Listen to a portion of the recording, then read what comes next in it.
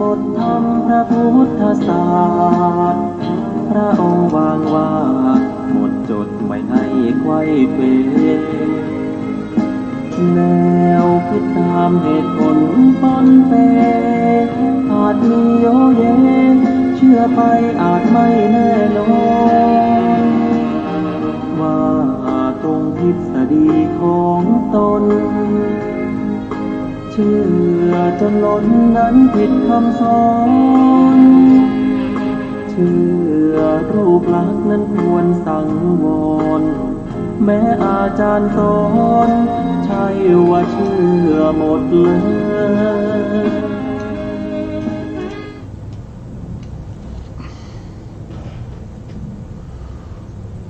พุทธังสรณังกัจฉามิธัมมังสรณังกัจฉามิสังฆังสรณังกัจฉามิกราบนมัสการพระมหาเถระพระสังฆาธิการพระเถรานุเถระสวัสดีท่านผู้ฟังและผู้ชมทุกท่านกลับมาพบกับรายการศึกษาพระสัทธรรมเพื่อการพ้นทุกข์ครั้งนี้เป็นครั้งที่หนึ่งเราขึ้นพระสูตรใหม่นะครับชื่อว่ามหาลิสูตรอยู่ในทีฆนิกายศีลขันธวรรคเล่มที่12นะครับในชุด91เล่มอยู่เล่มที่12อยู่ในหน้าที่93มหาลิข้อธรรมข้อที่239ซึ่งเป็นเรื่องที่เกิดขึ้นเนื่องจากว่า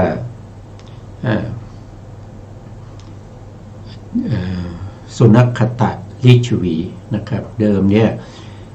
เป็นเจ้าเหมือนกันนะเป็นเจ้าของลิชวีนี่มีเขาเรียกว่าเป็นเมืองที่เป็นประชาธิปไตยนะเมืองเขาประเทศเขาชื่อว่าเวสาลีหรือว่าไพศาลีนะครับเขาจะมีเจ้าเมืองอยู่เป็นพันแล้วก็จะเปลี่ยนกันขึ้นมาเป็นผู้นำบางเพราะฉะนั้นก็จะมีเจ้าลิชวีนี่มีมากมายนะมีเป็นพันนะ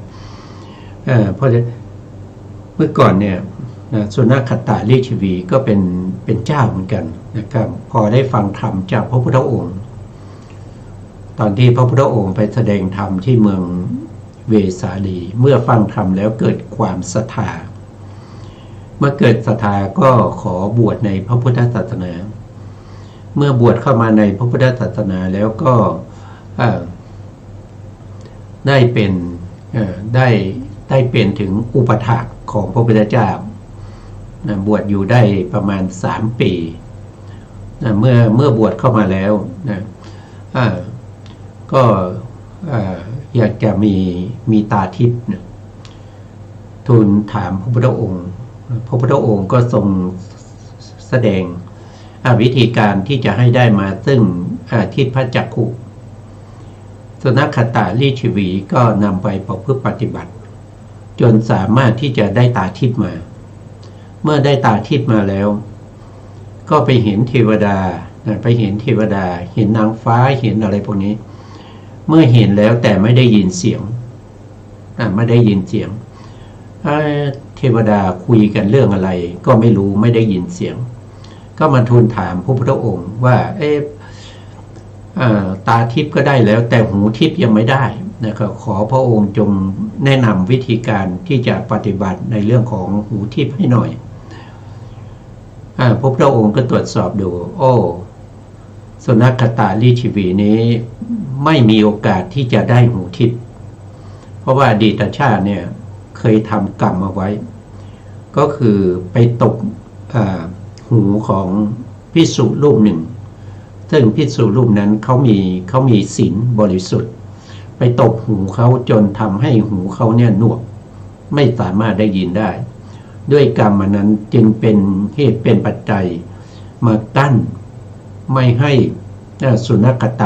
ลิชวีนะสามารถที่จะได้หูทิพย์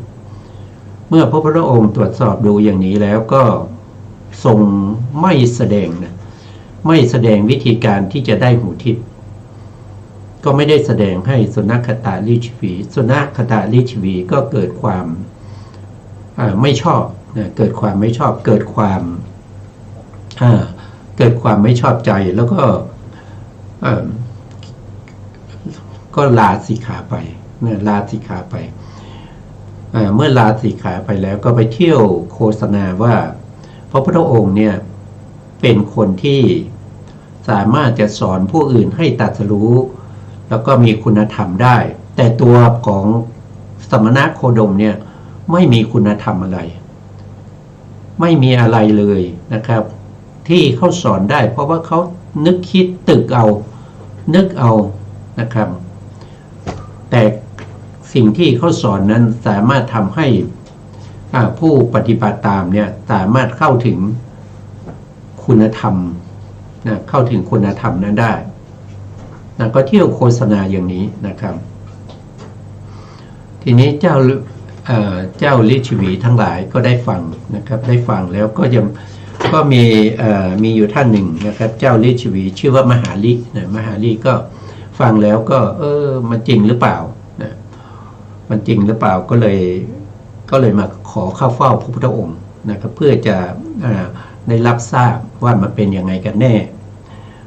นะอันนี้ก็เป็นเรื่องที่ทำให้มีคนที่มาเข้าเฝ้าพระพุทธองค์เนี่ยเพื่อจะถามเรื่องนี้กันนะครับวันนี้เราก็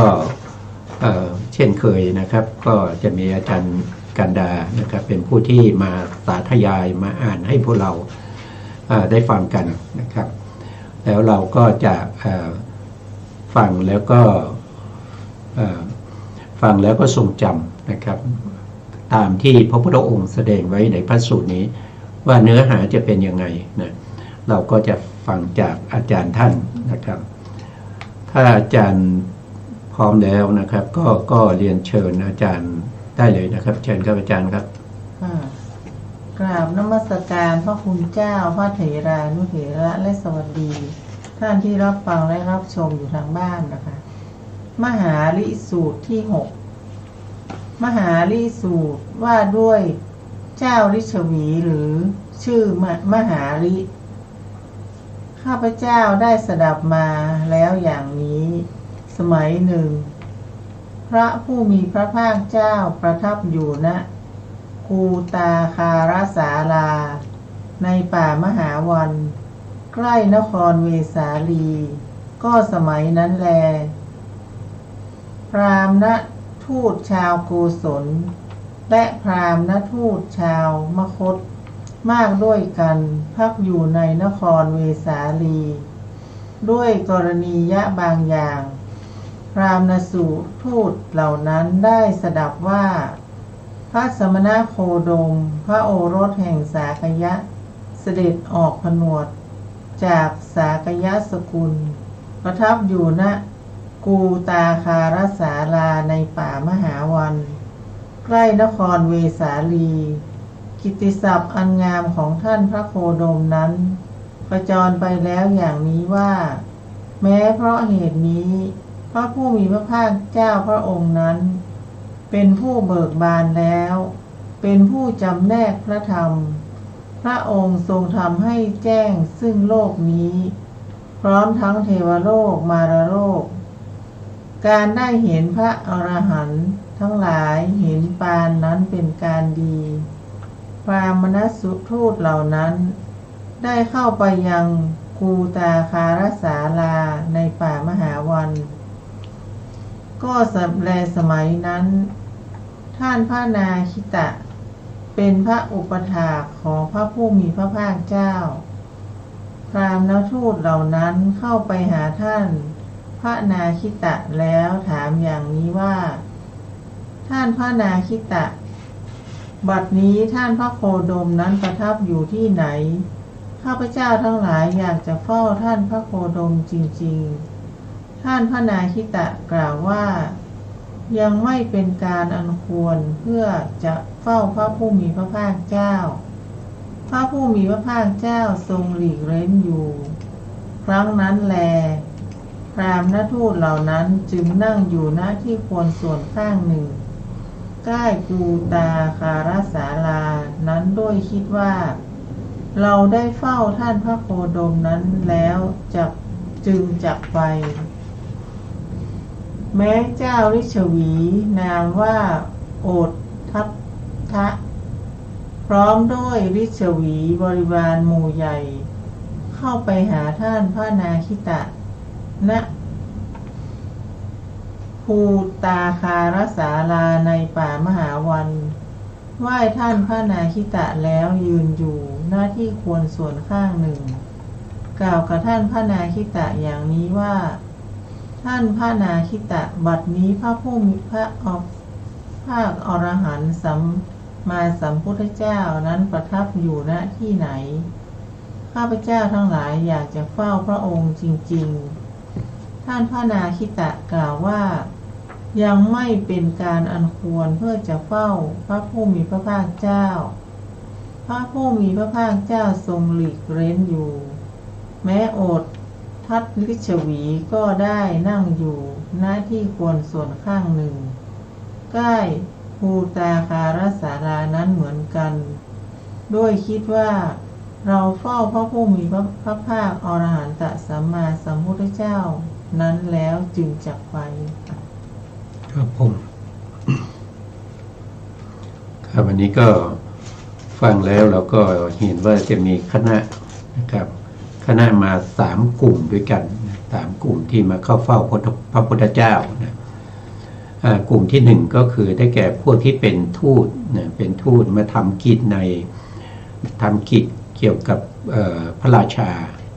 นะครับมาจากไหนนะครับก็มาจากโกศลคือโกศลก็คือกรุงสาวัตถีนะครับก็คือเป็นทูตของชาว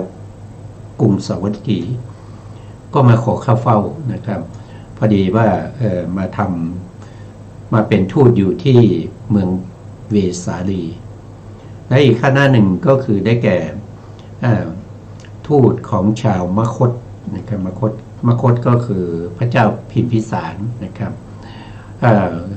ก็มาเฝ้าเหมือนกันทั้ง2คณะนี้ได้ยินว่าพระพุทธเจ้าเนี่ยมาประทับอยู่ที่เมืองเวสาลีป่ามหาวันที่ศาลาชื่อว่ากุตาคารศาลาเมื่อเข้าไปเฝ้านะครับก็มีอุปถากที่ชื่อว่าพระนาคิตะพระนาคิตะเนี่ยท่านเป็นตัวท่านนี่มัน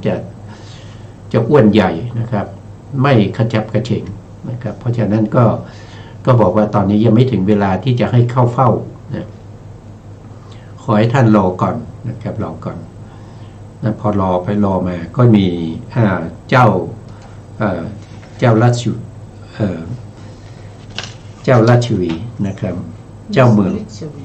ฤชวีเจ้าฤชวีนะเจ้าฤชวีก็มาด้วยคณะหมู่ใหญ่นะครับก็จะมาขอเข้าเฝ้าเหมือนกันพระอุปถากนาคิตะนี่ก็บอกว่ายังไม่ถึงเวลาให้รอก่อนก็รอกันอยู่นะครับรอกันอยู่ทั้ง3คณะก็รออยู่เพื่อจะเข้าเฝ้าพระพุทธองค์ส่วนจะได้เข้าเฝ้าหรือไม่ก็ต้องรอดูต่อไปนะครับว่าพูดถึงฤชวีเจ้าฤชวีที่ชื่อว่ามหาฤทธิ์มหาฤทธิ์โดยปกติแล้วเขาจะเรียกว่าเป็นโอทัตนะโอทัตทะเพราะว่ามีปากนะครับมีปากโหวเขาว่าอย่างนั้นมีโอทัตทะนะโอทัตทะชื่อว่าโอทัตทะอันนี้เขาเป็นเจ้าแต่เขาเป็นเจ้านะเขาเป็นเชื้อเจ้านะครับเพราะว่าประเทศเวสาลีหรือไผ่สาลีเนี่ยเขาปกครองแบบประชาธิปไตยก็จะเปลี่ยนกันขึ้นมาเป็นเจ้าประเทศนะแต่ก็มีเจ้าเมืองกันเป็นพันก็ต้องมีการคัดเลือกกันขึ้นมา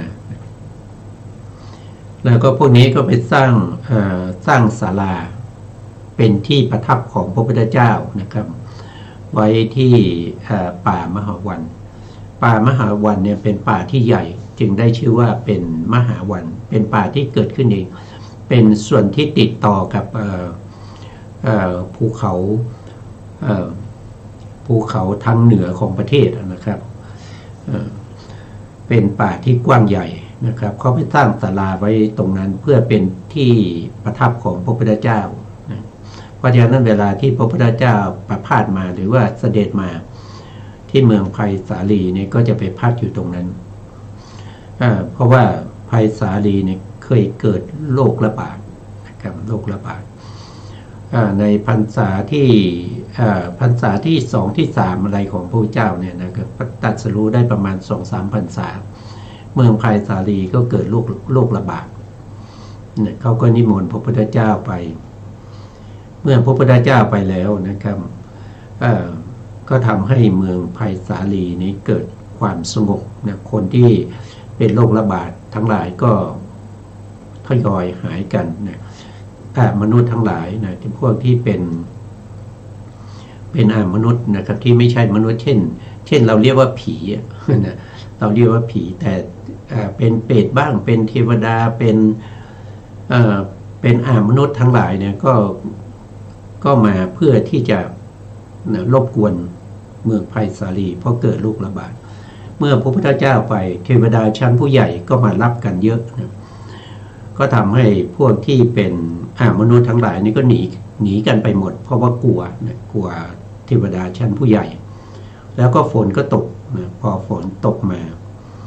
น้ำฝนเนี่ยก็ชะล้างเอาพวกซากศพทั้งหลายให้ลอยไปกับน้ำนะครับลอยไปลงมหาสมุทรหมดเพราะฉะนั้นเมืองไผ่สาลีก็หายจากโรคระบาดนะครับแล้วก็ข้าวยากหมากแพงทั้งหมดก็หายไปหมดเลยนะเพราะฉะนั้นเขาจึงนับถือพระพุทธเจ้า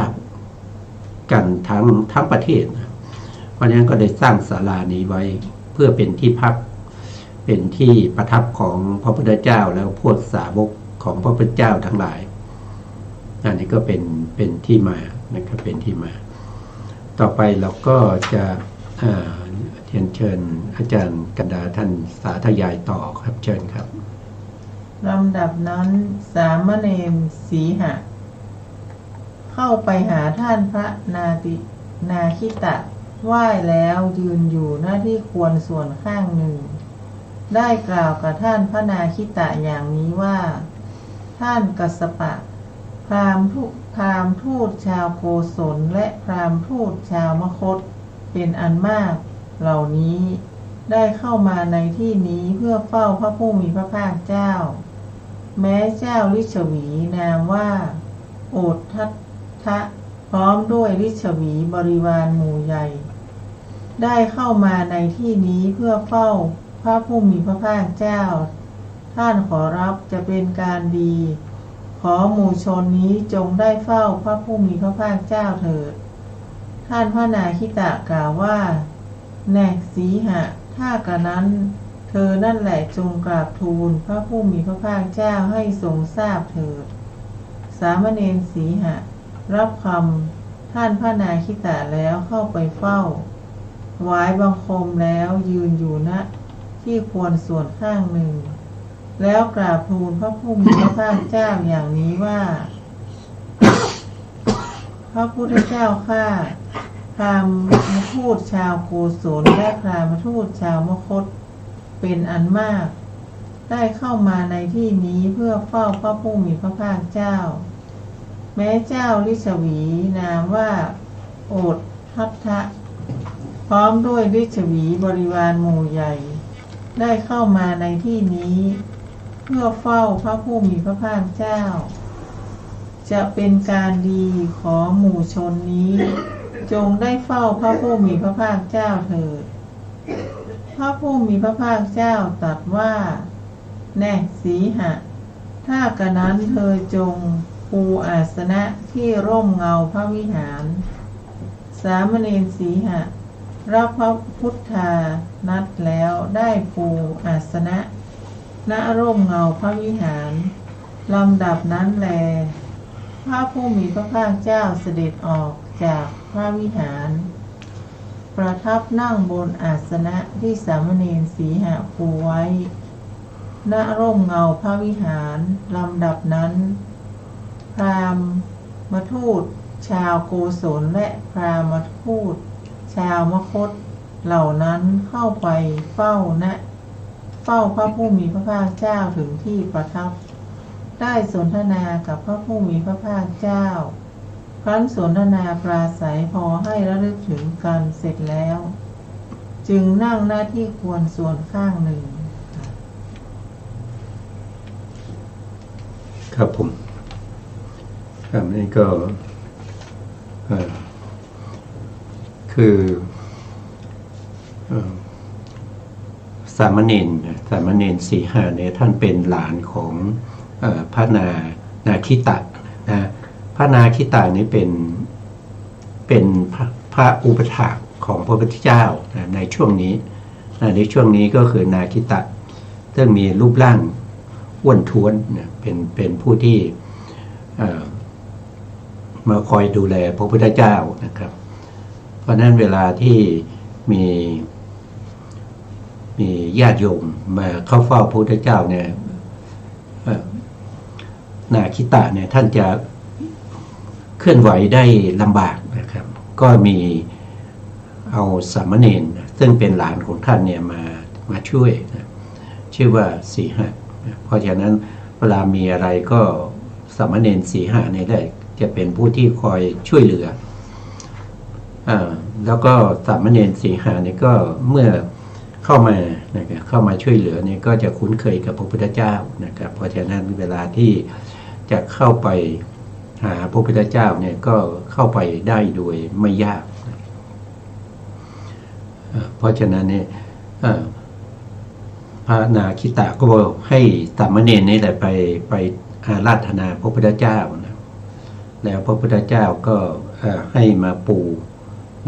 อาสนะเอาไว้ที่หน้ากูตาคารศาลาเพื่อที่จะให้พวกที่มาเข้าเฝ้านั้นได้มาพร้อมกันเพราะว่าเป็นคณะใหญ่อาจจะมีมากก็เข้าไปในศาลาอาจจะคับแคบไปก็เลยให้มาปูไว้ที่ร่มเงาของวิหารก็คือหมายถึงว่าเวลาที่ช่วงนั้นอาจจะเป็นช่วงที่เย็นแล้วนะครับเพราะฉะนั้นก็อยู่ข้างนอกมันจะอากาศมันไม่ร้อนนะครับอันนี้ก็เป็นวิธีการที่จะรับพวกญาติโยมทั้งหลายนะตามสมควรแก่ฐานะนะต่อไปครับอาจารย์ครับแม้โอตัทธะฤชวีพร้อมด้วยฤชวีบริวารหมู่ใหญ่เข้าไปเฝ้าพระผู้มีพระภาคเจ้าถวายบังคมแล้วนั่งหน้าที่ควรส่วนข้างหนึ่งจึงได้กราบทูลพระผู้มีพระภาคเจ้าอย่างนี้ว่าพระพุทธเจ้าข้าวันก่อนหลายวันมาแล้วฤชวีบุตรนามว่าสุนัขขัตตะได้เข้ามาหาข้าพระองค์แล้วได้กล่าวกับข้าพระองค์อย่างนี้ว่ามหาลิชั่วเวลาที่ข้าพเจ้าเข้าไปอาศัยพระผู้มีพระภาคเจ้าอยู่ไม่นานเพียง3 ปีข้าพเจ้าเห็นรูปทิพย์อันน่ารักยั่วยวนควรยินดีแต่ไม่ได้ยินเสียงทิพย์อันไพเราะยั่วยวนควรยินดีเสียงทิพย์อันไพเราะยั่วยวนควรยินดีที่สุนัขขัตตะฤชวีบุตรไม่ได้ยินนั้นมีจริงหรือไม่พระเจ้าค่ะพระผู้มีพระภาคเจ้าตรัสว่ามหาลิเสียงทิพย์อันไพเราะยั่วยวนควรยินดีที่สุนัขขัตตะฤชวีบุตรไม่ได้ยินนั้นมีอยู่จริงมิใช่ไม่มีโอษตัทธะฤชวีทูลถามว่าข้าพระเจ้าข้าอะไรหนอเป็นเหตุเป็นปัจจัยให้สุนัขขัตตฤชวีบุตรไม่ได้ยินเสียงทิพย์อันไพเราะ ยั่วยวนควรยินดีซึ่งมีอยู่จริงมิใช่ไม่มี มหาริภิกษุในธรรมวินัยนี้มีสมาชิกได้อบรมเฉพาะส่วนเพื่อเห็นรูปทิพย์อันน่ารักยั่วยวนควรยินดีในทิศตะวันออกแต่ไม่ได้อบรมเพื่อให้ได้ยินเสียงทิพย์อันไพเราะยั่วยวนควรยินดีภิกษุนั้นเมื่อได้อบรมสมาธิเฉพาะส่วนเพื่อเห็นรูปทิพย์อันน่ารักยั่วยวนควรยินดีในทิศตะวันออกแต่ไม่ได้อบรมเพื่อได้ยินเสียงทิพย์อันไพเราะยั่วยวนควรยินดีเธอจึงเห็นรูปทิพย์อันน่ารักในทิศตะวันออกได้แต่ไม่ได้ยินเสียงทิพย์อันไพเราะยั่วยวนควรยินดีข้อนั้นเพราะเหตุไรมหาลิข้อนั้นย่อมเป็นอย่างนั้นเพราะภิกษุนั้นอบรมสมาธิเฉพาะส่วนเพื่อเห็นรูปทิพย์ในทิศตะวันออกแต่ไม่ได้อบรมเพื่อได้ยินเสียงทิพย์อันไพเราะยั่วยวนควรยินดีอีกข้อหนึ่งภิกษุมีสมาธิได้อบรมเฉพาะส่วนเพื่อเห็นรูปทิพย์อันน่ารักยั่วยวนควรยินดีในทิศใต้ในทิศตะวันตกในทิศเหนือเบื้องบนเบื้องล่างเบื้องขวางแต่ไม่ได้อบรมเพื่อได้ยินเสียงทิพย์อันไพเราะยั่วยวนควรยินดีภิกษุนั้นเมื่อได้อบรมสมาธิเฉพาะส่วนเพื่อให้เห็นรูปทิพย์อันน่ารักยั่วยวนควรยินดีเบื้องบนเบื้องล่างเบื้องขวางแต่ไม่ได้อบรมเพื่อได้ยินเสียงทิพย์อันไพเราะยั่วยวนควรยินดีเธอจึงเห็นรูปทิพย์อันน่ารักยั่วยวนควรยินดีเบื้องบนเบื้องล่างเบื้องขวางได้แต่ไม่ได้ยินเสียงทิพย์อันไพเราะยั่วยวนควรยินดีข้อนั้นเพราะเหตุไรมหาริข้อนั้นย่อมเป็นอย่างนั้นเพราะภิกษุนั้นอบรมสมาธิเฉพาะส่วนเพื่อเห็นรูปทิพย์อันน่ารักยั่วยวนควรยินดีเบื้องบนเบื้องล่างเบื้องขวางแต่มิได้อบรมเพื่อฟังเสียงทิพย์อันไพเราะยั่วยวนควรยินดีค่ะ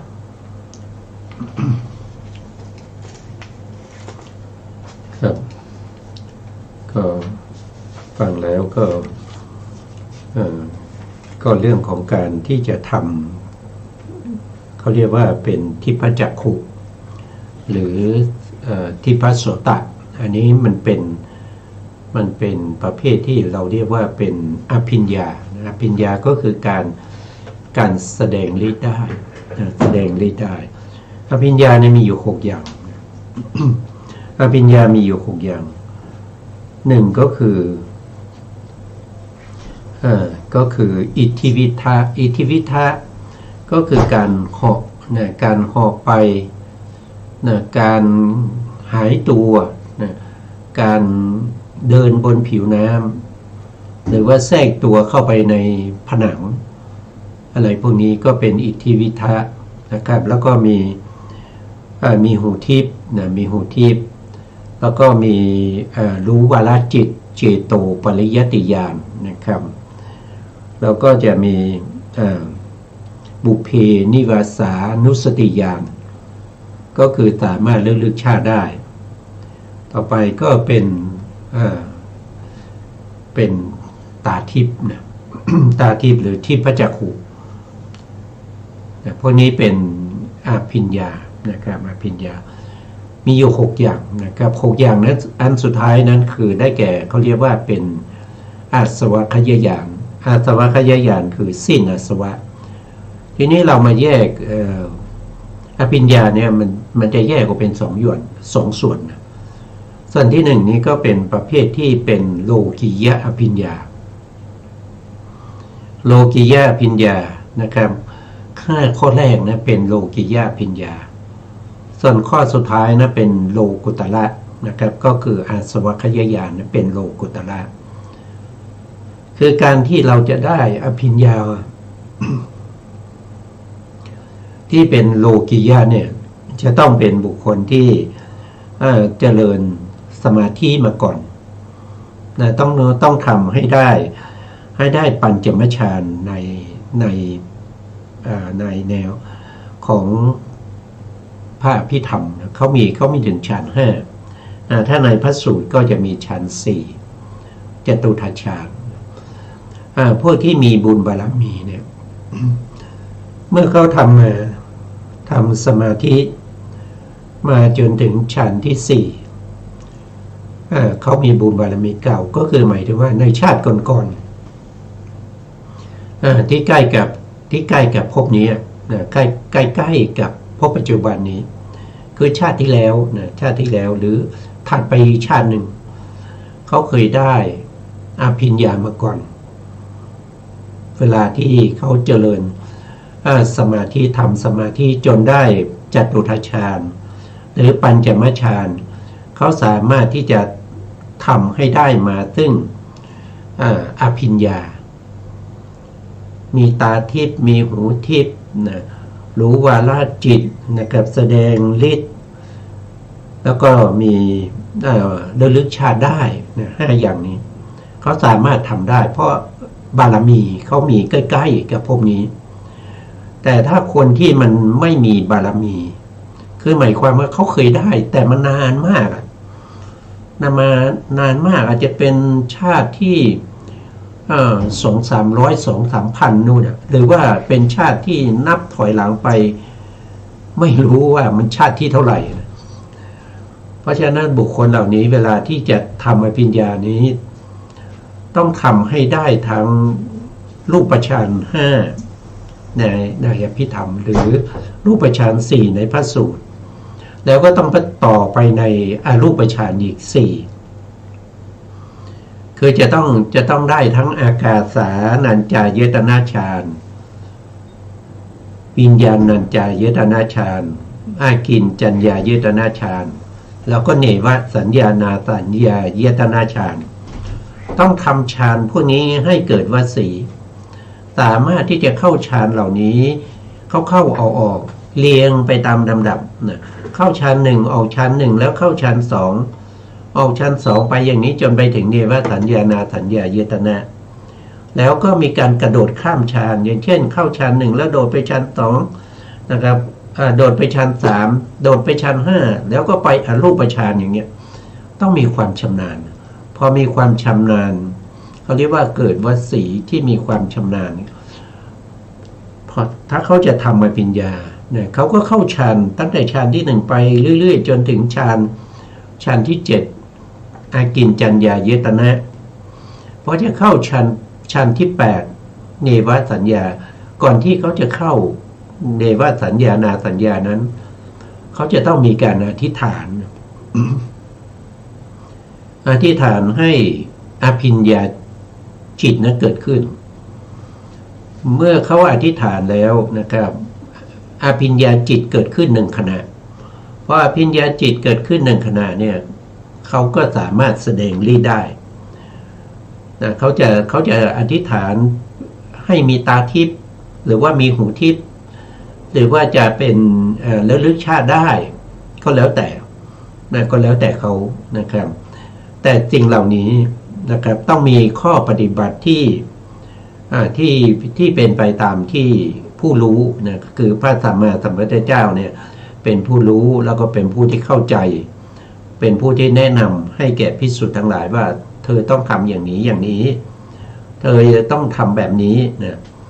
ไม่ใช่ว่าอยู่ๆว่าเราได้ยินได้ฟังได้ฟังทางวิทยุแล้วเราก็ไปทำอย่างเงี้ยมันอาจจะไม่ได้ตามที่เราต้องการเพราะอะไรก็เพราะว่าการผู้มาแสดงก็มาแสดงแต่เพียงเป็นหลักการนะเป็นไปตามที่พระพุทธองค์แสดงแต่รายละเอียดปลีกย่อยในการที่จะทำให้ได้สิ่งเหล่านั้นยังมีอีกมากนะยังมีมากเพราะฉะนั้นก็ต้องมีครูบาอาจารย์ครูบาอาจารย์นั้นจะต้องเป็นผู้ที่เขามีนะอย่างเช่นเขามีตาทิพย์เนี่ย เขาทำมาได้ยังไงเขามีตาทิพย์นะเราอยากจะมีตาทิพย์เราก็ต้องไปคบหาบุคคลอย่างนั้นบางคนอาจจะได้หูทิพย์นะครับ ก็ต้องไปคบหาอาจารย์ที่มีหูทิพย์แต่ไม่ใช่ว่าตั้งตัวมาเป็นอาจารย์แล้วก็ไม่มีอะไรแต่ประกาศว่าเป็นผู้ที่มีตาทิพย์หูทิพย์อย่างเนี้ยมันก็จะพากันไปไหนไม่ได้พากันไปหาอภิญญาแต่พากันไปที่ไหนก็ไม่รู้นะครับเพราะฉะนั้นก็ต้องศึกษาและทำความเข้าใจนะครับถ้าเราจะศึกษาในเรื่องนี้นะครับง่ายๆเลยนะนั่นก็ไปดูในวิสุทธิมรรคในวิสุทธิมรรคในเรื่องของสมาธินิเทศนะครับเรื่องของอภิญญาอะไรท่านก็ได้แสดงไว้ละเอียดพอสมควรละเอียดพอสมควรถ้าจะให้ละเอียดไปก็ต้องไปดูถึงฎีกาฎีกาของวิสุทธิมรรคนะครับก็จะได้เข้าใจมากขึ้นอันนี้ก็เป็นแนวทางสำหรับผู้ที่สนใจนะครับผู้ที่สนใจอยากจะทำอภิญญานี่ก็ส่วนที่พระพุทธองค์ได้แสดงให้แก่เจ้าลิชวีนะซึ่งมาทูลถามเนี่ยว่าการที่สุนัขขตาลิชวีเนี่ยได้ตาทิพย์แต่ไม่ได้หูทิพย์เนี่ยพระพุทธองค์ก็แสดงไว้โดยกว้างๆนะครับโดยกว้างๆก็คือว่าแต่ละคนเนี่ยเวลาที่จะปฏิบัติหรือจะทำเนี่ยจะต้องทำเป็นอย่างๆนะครับอย่างเช่นทำตาทิพย์แล้วก็ไม่ได้ทำหูทิพย์เนี่ยมันก็ไม่ได้หูทิพย์นะครับมันก็ไม่ได้หูทิพย์เพราะฉะนั้นเวลาจะทำตาทิพย์หรือหูทิพย์เนี่ยก็ต้องทำไปทีละอย่างนะครับทีละอย่าง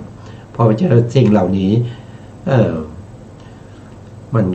ก็มีอยู่นะครับมีอยู่แต่ว่าเราไม่สามารถที่จะทำได้ทุกคนนะครับแล้วก็ปัจจุบันนี้คนที่มีปัญญานะครับมีปัญญาที่จะได้ปฐมฌานหรือได้ทุติยฌานนะครับมันก็หายากนะครับคนที่จะมีจิตใจตั้งมั่นอยู่ในฌานมีอารมณ์เดียวมันไม่ใช่มันทำได้ไม่ง่ายนะครับมันยากเพราะฉะนั้นผู้ที่อยากจะได้นะครับก็ต้องศึกษาให้ดีแล้วก็ทำความเข้าใจนะมีผู้ที่ดูแลมีอาจารย์คอยดูแลนะครับผมต่อไปครับอาจารย์ครับภิกษุในธรรมวินัยนี้มีสมาธิได้อบรมแล้วเฉพาะส่วนเพื่อฟังเสียงทิพย์อันไพเราะยั่วยวนควรยินดีในทิศตะวันออกแต่มิได้อบรมเพื่อเห็นรูปทิพย์อันน่ารักยั่วยวนควรยินดีภิกษุนั้นเมื่อได้อบรมสมาธิเฉพาะส่วนเพื่อฟังเสียงทิพย์อันไพเราะยั่วยวนควรยินดีในทิศตะวันออก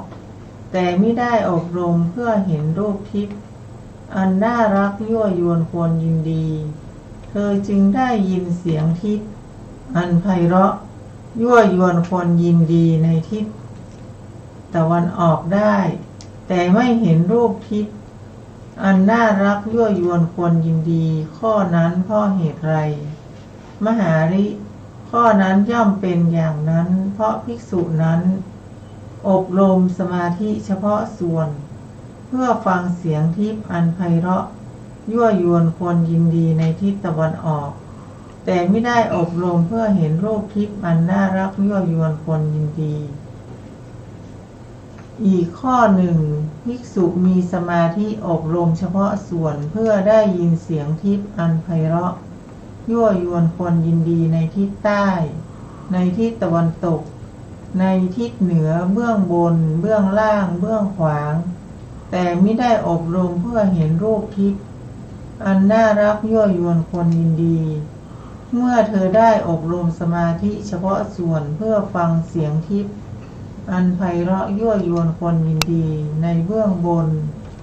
เบื้องล่างเบื้องขวางแต่ไม่ได้อบรมเพื่อเห็นรูปทิพย์อันน่ารักเธอจึงได้ยินเสียงอันเป็นทิพย์อันไพเราะยั่วยวนควรยินดีเบื้องบนเบื้องล่างเบื้องขวางได้แต่ไม่เห็น รูปทิพย์อันน่ารักยั่วยวนคนยินดีข้อนั้น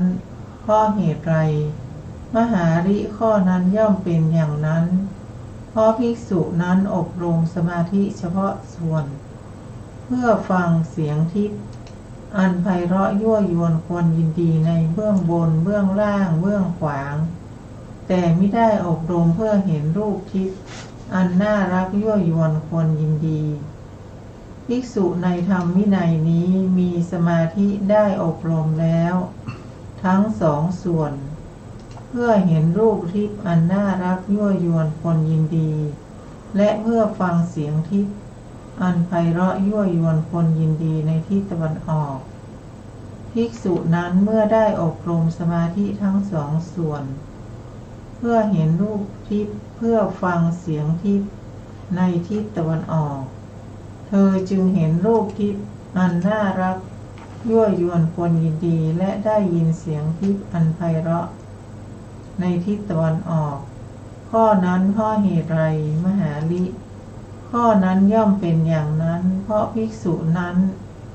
ได้อบรมสมาธิทั้งสองส่วนเพื่อเห็นรูปทิพย์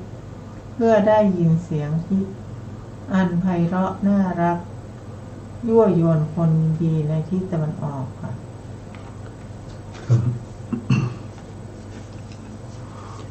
ครับรายละเอียด ก็ยังมีอีกมากมายนะครับการทำอภิญญานี้ไม่ใช่ว่าใครอยากจะทำก็ทำได้นะครับอันดับแรกเนี่ยขอให้ทำฌานให้ได้ก่อนนะครับสามารถที่จะให้จิตเนี่ยตั้งมั่นอยู่ในอารมณ์ใดอารมณ์หนึ่งก่อนอารมณ์ของฌานเนี่ยนะครับก็มีอยู่ทั้งหมด40อารมณ์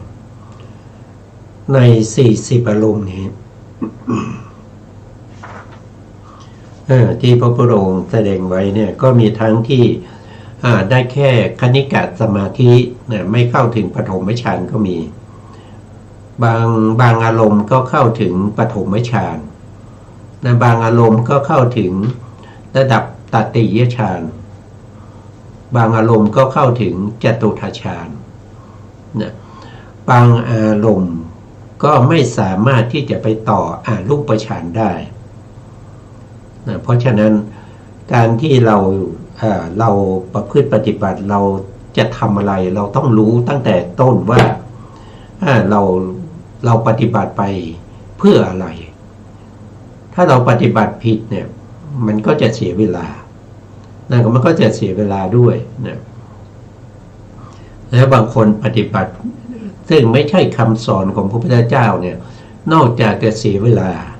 นะครับแล้วยังมีโทษด้วยนะครับโทษนั้นการปฏิบัติอย่างนั้นเขาเรียกว่าศีลพัตตปารมาสะซึ่งเป็นการปฏิบัติผิดนะเพราะว่าไม่ได้อยู่ในคำสอนของพระอรหันตสัมมาสัมพุทธเจ้าถ้าการปฏิบัติเช่นนั้นนะครับที่เรายึดถือแต่มันไม่มีในคำสอนเนี่ยมันผู้เป็นสัพพัญญูผู้เป็นพระพุทธเจ้าเนี่ยท่านคงไม่ละไม่เว้นนะครับว่าสิ่งที่ปฏิบัติแล้วจะได้ผลนะครับได้ผลให้ผู้ปฏิบัตินั้นได้เข้าถึงความสุขได้ฌานได้อะไรเนี่ยพระพุทธองค์ก็คงจะไม่ละไว้นะพระพุทธองค์ไม่มีอะไรในกำมือที่จะกำไว้สิ่งใดเป็นประโยชน์สิ่งใดที่สามารถทำให้ผู้ปฏิบัติเข้าถึ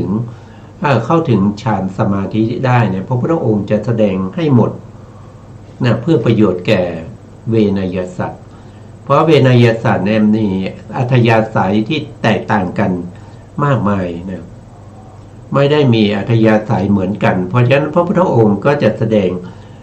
งหมดเลยนะครับมีเท่าไหร่ก็จะแสดงหมดนะส่วนที่เราปฏิบัติแล้วที่นอกจากพระพุทธเจ้าแสดงเนี่ยแสดงว่าอันนั้นมันคือมิจฉาทิฏฐินะครับเป็นมิจฉาทิฏฐิเป็นศีลพัตตปารมาสะการปฏิบัติอย่างนั้นมากๆก็เป็นโทษนะในขณะที่ปฏิบัติก็เป็นทุกข์ทรมานนะครับต้องอดทนนะแล้วก็หลังจากนั้น เขาก็ให้ผลเป็นทุกข์เหมือนกันนะครับ ก็คือปฏิบัติ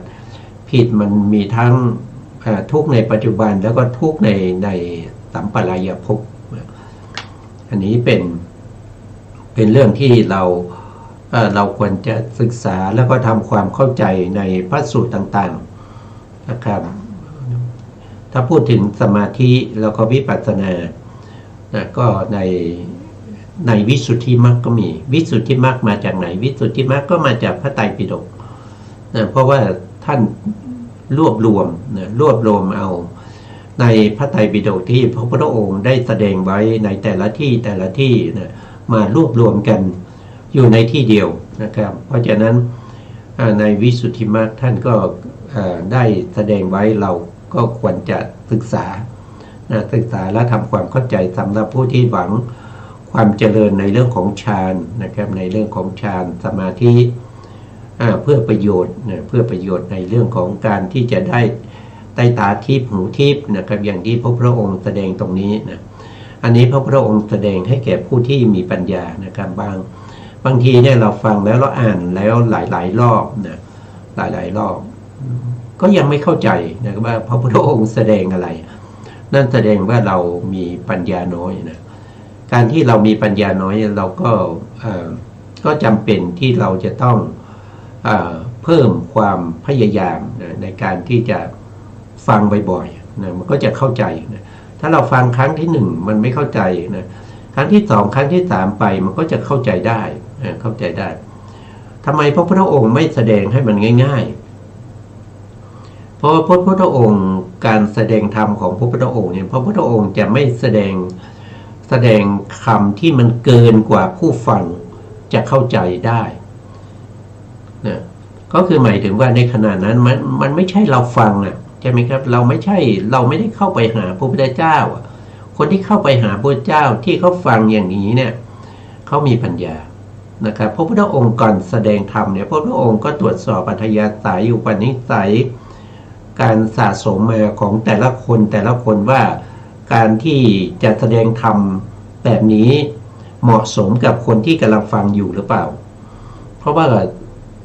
การแสดงหรือการพูดของพระพุทธองค์เนี่ยสิ่งไหนไม่มีประโยชน์สำหรับผู้ฟัง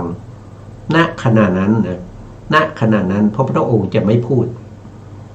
อย่างเช่นสุนัขตะลิชวีเนี่ยมาขอให้พระพุทธองค์สอนในเรื่องของตาทิพย์เนี่ยพระพุทธองค์ตรวจสอบดูแล้วสามารถมีตาทิพย์ได้ก็สอนไปนะครับพระพุทธองค์เวลาตรวจสอบก็รู้ด้วยว่าคนนี้สามารถทำตาทิพย์ได้แล้วก็เขาจะต้องทำให้ได้ง่ายๆด้วยวิธีนี้พระพุทธองค์ก็จะพูดวิธีนี้ให้เขาก็สามารถที่จะได้ตาทิพย์นะเพราะสุนัขตะลิชวีได้ตาทิพย์แล้วก็ไปเห็นเทวดาคุยกันก็ไม่ได้ยินเสียงอยากจะฟังเสียงก็เข้าไปหาพระพุทธเจ้าอีกเพื่อจะให้พระพุทธเจ้าเนี่ยแสดงวิธีทำให้ได้หูทิพย์พระพุทธองค์ก็ตรวจสอบอีกรอบหนึ่งสุนัขตาลิชวีนี่ไม่มีบุญในเรื่องของหูทิพย์นะเพราะฉะนั้นพระพุทธองค์ก็ไม่แสดงสุนัขตาลิชวีก็โกรธพระพุทธองค์แล้วก็ลาสิกขาไปนะครับจริงๆแล้วกรรมในอดีตที่ท่านทำไว้นะเป็นตัวที่ทำให้ท่านเนี่ยไม่ได้หูทิพย์จะไปโทษพระพุทธองค์ไม่ได้นะครับต่อไปครับอาจารย์ครับเวลาใกล้หมดแล้วครับเชิญอาจารย์ข้อหนึ่งภิกษุมีสมาธิได้อบรมแล้วทั้งสองส่วนเพื่อเห็นรูปทิพย์อันน่ารักยั่วยวนคนยินดีเพื่อได้ยินเสียงทิพย์อันน่ารักยั่วยวนคนยินดีในทิศใต้ในทิศตะวันตกในทิศเหนือในเบื้องบนเบื้องล่างเบื้องขวางภิกษุนั้นเมื่อได้รับอบรมสมาธิทั้งสองส่วนเพื่อเห็นรูปทิพย์อันน่ารักและเพื่อได้ยินเสียงทิพย์อันไพเราะยั่วยวนเบื้องล่างเบื้องขวางเธอย่อมเห็นรูปทิพย์อันน่ารักยั่วยวนคนยินดีและย่อมได้ยินเสียงทิพย์อันไพเราะเบื้องล่างเบื้องขวาง ข้อนั้นเพราะเหตุไรมหาริข้อนั้นย่อมเป็นอย่างนั้นเพราะภิกษุนั้นได้อบรมสมาธิทั้งสองส่วนเพื่อเห็นรูปทิพย์อันน่ารักยั่วยวนควรยินดีและเพื่อได้ยินเสียงทิพย์อันไพเราะยั่วยวนควรยินดีในเบื้องบนเบื้องล่างเบื้องขวางมหาลินี้แลเป็นเหตุเป็นปัจจัยให้สุนัขขัตตลิชวีบุตรไม่ได้ยินเสียงทิพย์อันไพเราะยั่วยวนควรยินดีซึ่งมีอยู่จริงไม่ใช่ไม่มีโอษตัฏฐลิชวีกราบทูลว่าข้าแต่พระองค์ผู้เจริญภิกษุทั้งหลายย่อมประพฤติพรหมจรรย์ในพระผู้มีพระภาคเจ้าคงมุ่งทำให้แจ้งซึ่งสมาธิภาวนาเหล่านี้เป็นแน่ตรัสตอบว่ามหาริภิกษุทั้งหลายจะประพฤติพรหมจรรย์ในเราเพียงเพื่อทำให้แจ้งซึ่งสมาธิภาวนาเหล่านี้หาไม่ได้เลยทำเหล่าอื่นซึ่งภิกษุทั้งหลายประพฤติพรหมจรรย์ในเราเพื่อทำให้แจ้งยิ่งกว่าและประณีตกว่ายังมีอยู่อีกโอษตัฏฐลิชวีทูลถามว่าข้าแต่พระองค์ผู้เจริญก็ทำซึ่งภิกษุทั้งหลายประพฤติพรหมจรรย์ในพระผู้มีพระภาคเจ้าเพื่อทำให้แจ้งที่ยิ่งกว่าและประณีตกว่าคืออะไรตรัสตอบว่าภิกษุในธรรมวินัยนี้เป็นพระโสดาบันมีความไม่ตกต่ำเป็นธรรมดาเป็นผู้แน่นอนแล้วมีความตรัสรู้เป็นที่ไปเบื้องหน้าเพราะความสิ้นไปแห่งสังโยชน์3ธรรมนี้แลซึ่งภิกษุทั้งหลายประพฤติพรหมจรรย์ในเราเพื่อทำให้แจ้งยิ่งกว่าและประณีตกว่าครับผมครับอันนี้ก็ท่านมหาลินะมหาลิเป็นผู้ที่มีปัญญานะครับมีปัญญาเมื่อถามถึงเรื่องของสมาธิแล้วก็เรื่องของตาทิพย์หูทิพย์แล้วยังถามถึงว่าทำที่ปาณีตแล้วก็ทำที่ยิ่งขึ้นไปยังมีอีกหรือ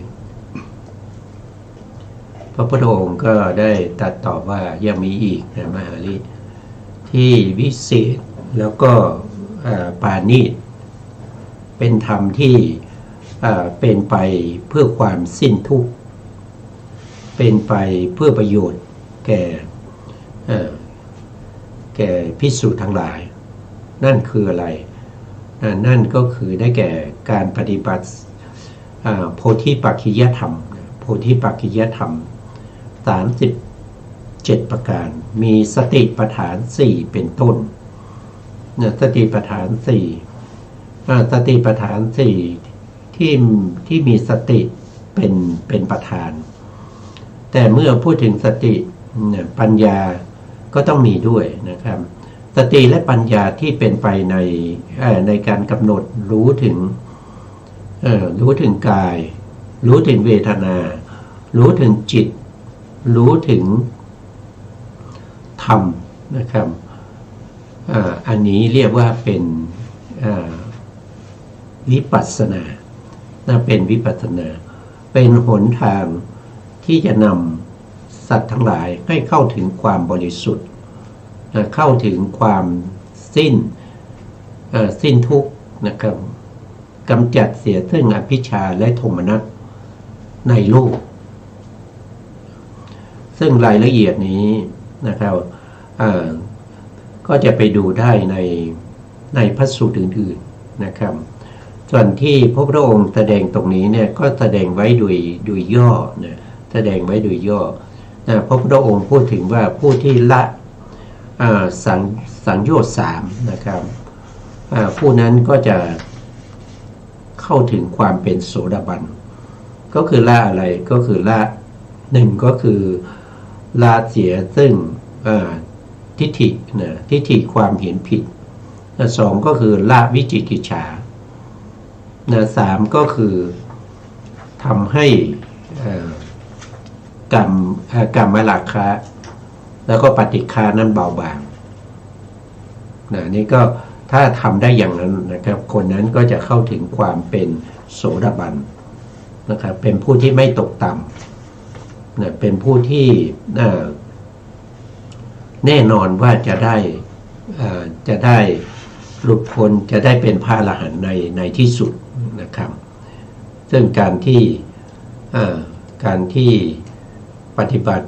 ตามคำสั่งสอนของพวกเจ้าองค์นั้นไม่มีผิดพลาดนะครับไม่มีผิดพลาด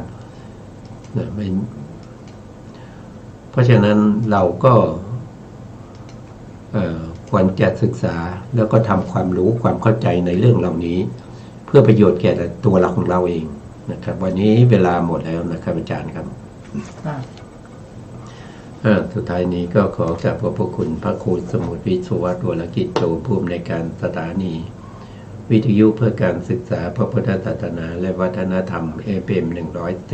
104.5 เมกะเฮิรตซ์วัดฝายหินจังหวัดเชียงใหม่และขอกราบขอบพระคุณพระครูปริยัติยานุศาสตร์ขอบคุณท่านผู้การธนเดชะแต่ที่ลืมไม่ได้นะก็คือขอบคุณท่านผู้ฟังและผู้ชมทุกท่านนะที่ให้เกียรติติดตามในรายการศึกษาพระสัทธรรมเพื่อการพ้นทุกข์พบกันใหม่ในโอกาสต่อไปครับวันนี้ลาไปก่อนครับสวัสดีครับสวัสดีค่ะ